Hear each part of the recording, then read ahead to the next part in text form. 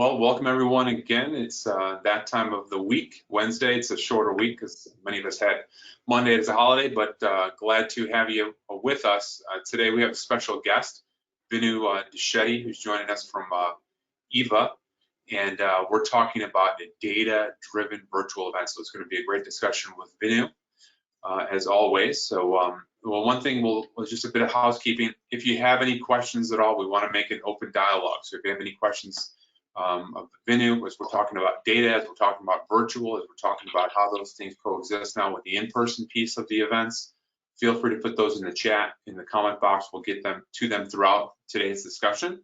Want to definitely have it as a open and free discussion to get everybody's questions answered. So with that, I'll turn it over. My name's Eric, joined by Joe, who's going to lead it today. And, Joe, here you go. Thanks, Eric. Appreciate it, and welcome, Vinnu. So tell us a little bit about yourself. Tell us about EVA, and tell us about your passion for events. Oh my goodness, I could talk about events and data all day. So thank you both for having me. I always love spending time. We can always chat for hours, which I'm sure we won't do today, but thank you again for having me. I am the CEO of EVA, and EVA is a virtual meeting platform, and we're about to launch a platform that actually manages all events. So we're very excited about the data possibilities that can happen with that. I'm actually a meeting planner by trade, been in the industry for 20 plus years, planning meetings with associations, nonprofits, government agencies, and corporations. So I've seen it from all different angles, from the back of house of a hotel to the front end of the user experience for attendees on site. So it's great to be able to see it full circle. So let's just dive right into it, because that was pretty interesting, your intro, what you said, because you're a meeting planner by trade, and now you're turned technologist, and I don't really know if that's a pretty common migratory pattern. So talk a little bit about what got you in from meeting planner to technology. Sure. You know, meeting planners, we all wear so many different hats. It's just not about the BEOs and the F&Bs. We're tasked with making an experience for attendees that they want to come back to, that they're enjoying at that moment, that you're accomplishing whatever mission it is, whether it's a user conference or a member event where you're just having doing CEs, no matter what it is. Our jobs as meeting planners really is that 360 experience. What is it that they're doing? How do you attract these people?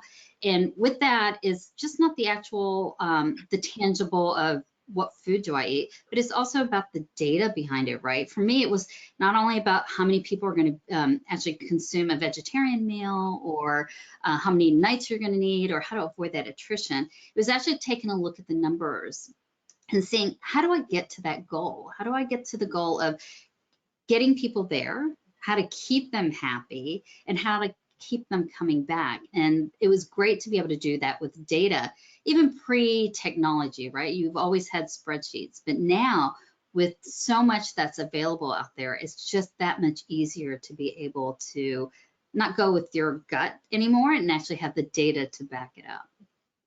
So you mentioned, well, obviously you're not going to hear two bigger fans of the data side of things than Eric and myself, but mentioning, you know, kind of the overarching goal of the event experience, the event organizer experience, helping them execute, powered by technology now. How are some of those tenets represented in EVA, and how does that compare to maybe some platforms that don't share maybe some of those?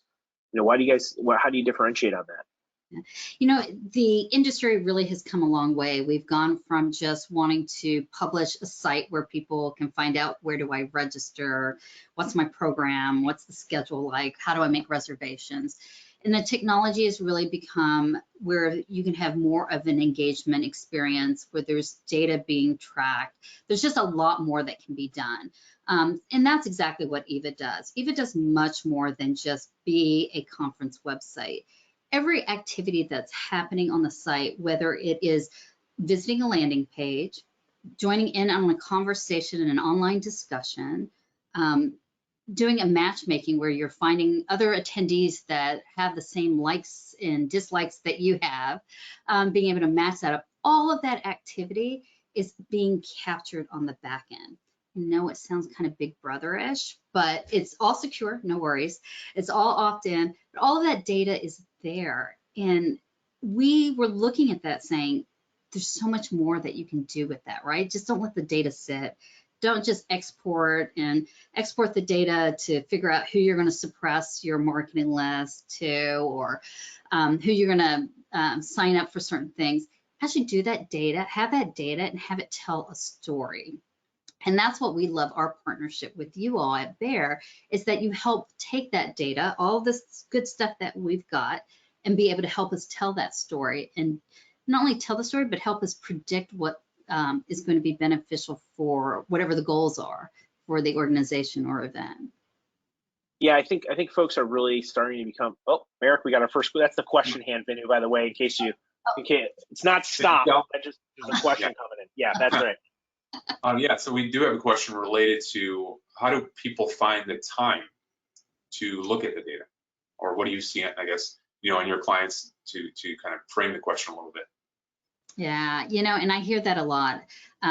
One of the statistics, it's really a sad statistics, but I like to be able to say that meeting planning is one of the top 5 most stressful jobs in America. And that is, even though it's scary, I think it brings a lot to light in terms of we do a lot of things. There is not enough time, and the pandemic did not help that any. We're now not only doing physical events, we're doing live, we're doing in person, we're doing virtual, in addition to looking at BEOs and trying to figure out the technology and all of that. So yeah, time is of the essence. How do we get more hours in the day? But that's the great thing about the technology. If you choose the right platform, like EVA, you're not just looking at data. You're just not looking at zeros and ones and how many. We're actually extrapolating all of that information and be able to tell you what that story is.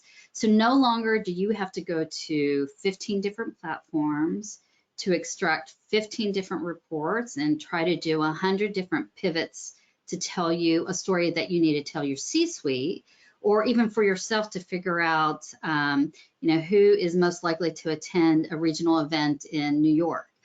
Now the technology is there where you can actually just see it visibly by pressing a button instead of doing all of that massive Excel fancy magic work. Yeah, I think what we find in our kind of travels talking with clients is they don't realize actually how much they're putting into data anyway, because they feel like it's just tangential to their job. But when they go back and say, well, and then I got to pull this report down and I throw it into this special spreadsheet, not the other one. The other one's special for another reason. And then it gives me these 3 charts, but I got to take those and then put it into PowerPoint. The reality is the time's already being spent. It's just fragmented. I had I've shared this story a few times, but I've had a good data mentor. In his philosophy was basically treating it like a part of your role for 10 minutes a day. So we would literally start all of our, when we were back in the association days, we would start all of our pre-event planning meetings. The first 10 minutes, let's walk through the numbers. And that was it.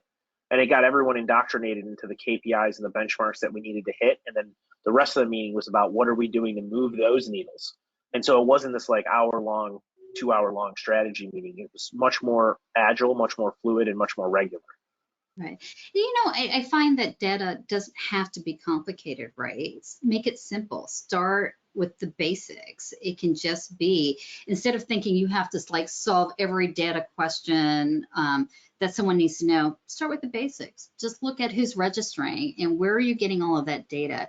I remember the conversation used to be a lot like, well, on my registration form, I'm going to ask 100 questions because I need to know all of this information. And then we all realized that online experience is not ideal, right? Who wants to fill out a form that takes longer than 30 minutes? And since technology has advanced the way it has, you no longer really have to do that if you plan appropriately. If you're in an association or even a company and you've got a CRM or an AMS, an association management system, you've got pieces of data in different places, right? And through integrations, or if you don't want to do fancy integrations of taking that information, seeing what you do have, what do you really need? And finding out, starting out with what is the goal? Just start with the basic of what is the goal and what information do you need to make that goal, right? Yeah, that's a brilliant philosophy, because I think if you try to focus on what is everything we could measure, you lose a little bit of the signal and the noise there. If everything's priority number one, then nothing's priority number one, kind of thing. So I think that's a great point. Thanks, Vinnu. Eric, are we good on the question side? Anything else? No, that was great. You guys did a good summary there. I think we answered that question well. Appreciate it.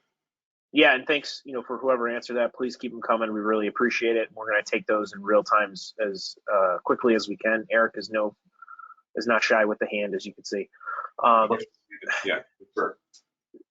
So Vinnu, we hear, you're obviously on the forefront of technology. You're obviously deeply passionate about events, and you're deeply passionate about your clients having successful events.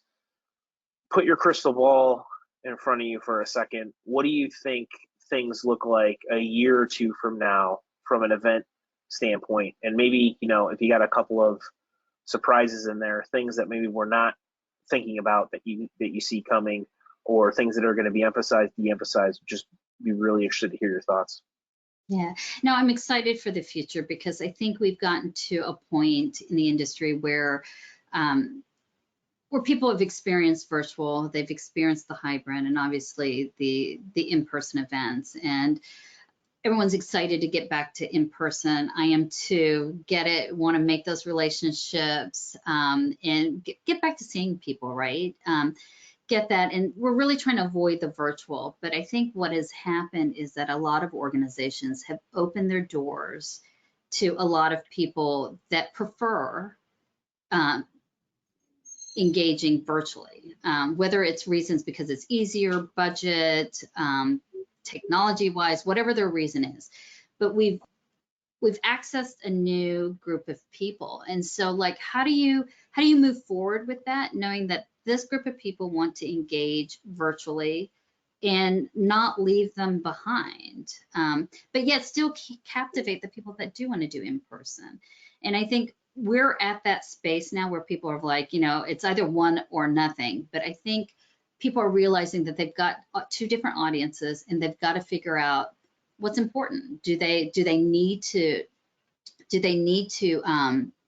engage those people virtually, or do they maybe say maybe they're not worth it to our organization? But I think a lot of people are saying it is worth it, and they've engaged these people that can become members, customers, users, whatever the case may be, and really looking at not one or the other. Do I do only in person, or do I only do virtual? And the question now is, how do I create a strategic events program that incorporates both? Who is right for what type of event, and how do you manage that event?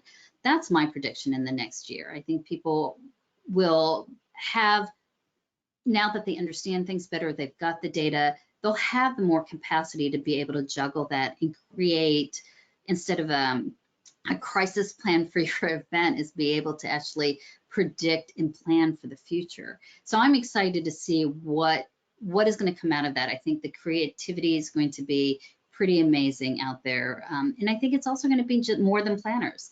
It's going to be an organization-wide engagement to be successful in whatever event strategy it will be. What about on the tech side? Oh, go ahead, Eric. I have one more question just came in, so that's why it's hot. I want to get it on the frying pan. So it says, let's see, how do you advise associations use event data to help the association sponsors identify and reach their target audience? And then in brackets it says, instead of reaching all event attendees.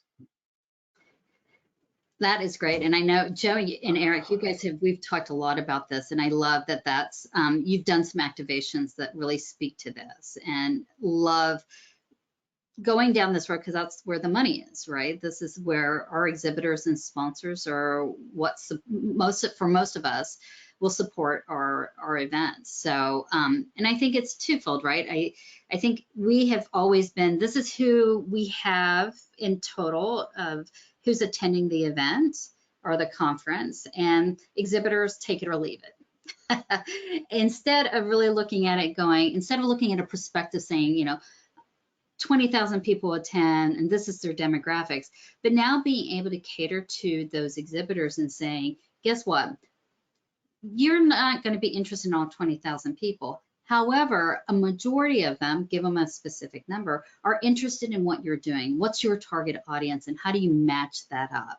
And that's kind of what we like in EVA, before you even get to the data points, is creating match. We actually have a matchmaking feature that allows attendees to say, I'm interested in X, Y, and Z. Here's my demographics, here's my behavior. And the exhibitor can actually go in and say, these are the people I'm really interested in.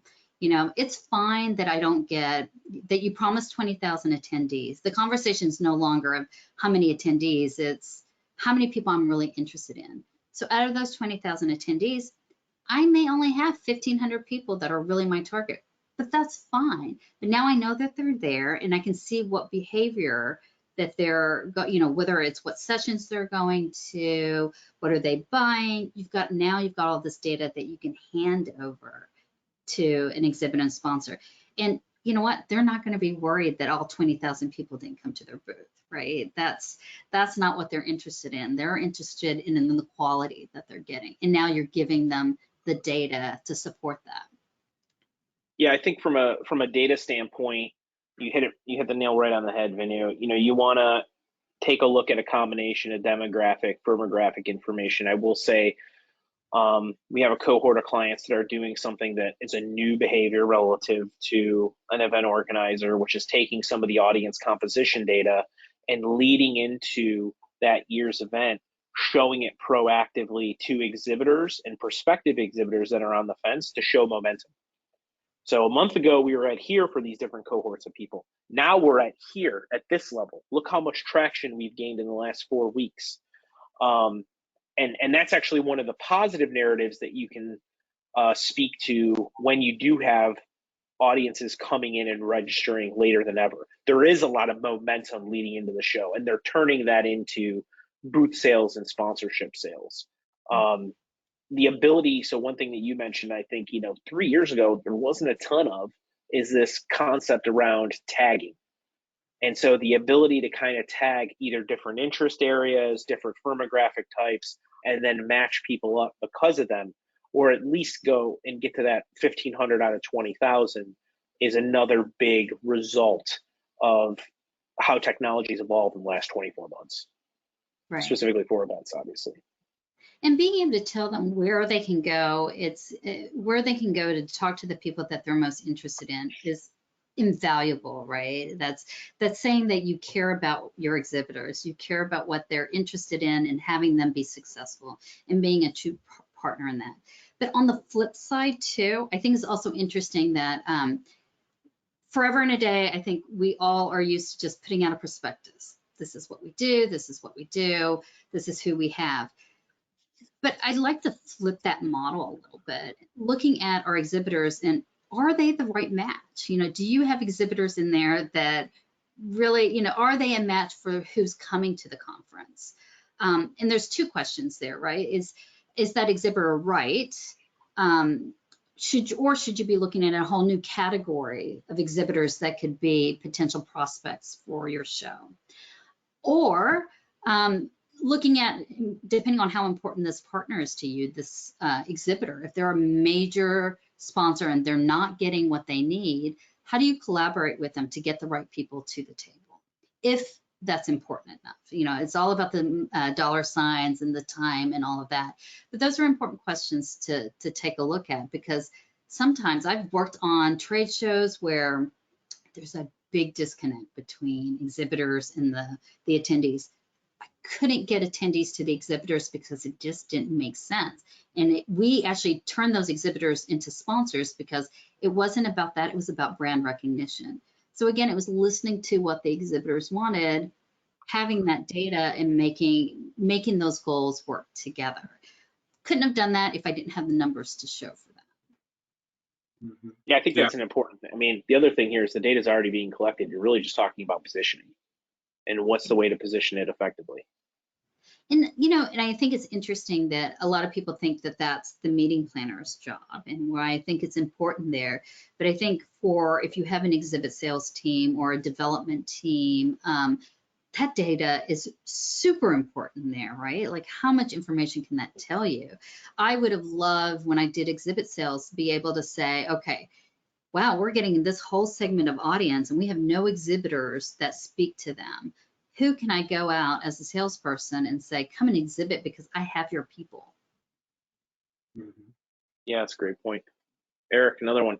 Yeah, we got a follow-up question about using data to help sponsors target their audience. So some associations say that they won't share member attendee lists with sponsors. How can we show associations the value of collaborating with sponsors and how that actually helps members? Well, I think no, so I was just going to say first to that first point, like it doesn't mean that you have to share the raw information with emails, you know, business or personal addresses. It doesn't have to go down to that level. Showcasing this data in aggregate, first and foremost, showcases trends, people in different cohorts or persona types. The other thing that you can do is share the organizational or firmographic information. So you might not know it's Joe at Bear, but you can say Bear Analytics is coming, event software company, right? And usually that's enough. I mean, that's easily better than nothing. And when you roll that data up, you can start telling a narrative.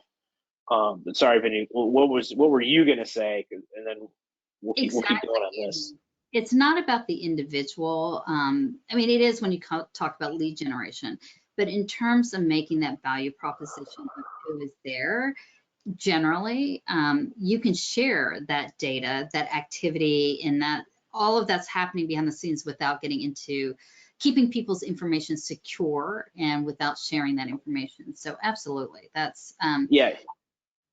You can clean up job titles. I mean, there's a lot of ways to do it. Yeah.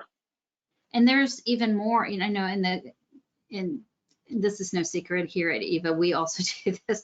We take our leads and we're researching them through other platforms like Zoom Info, Dun & Bradstreet, and really making the firmographic information more robust. So we really understand the needs of that organization.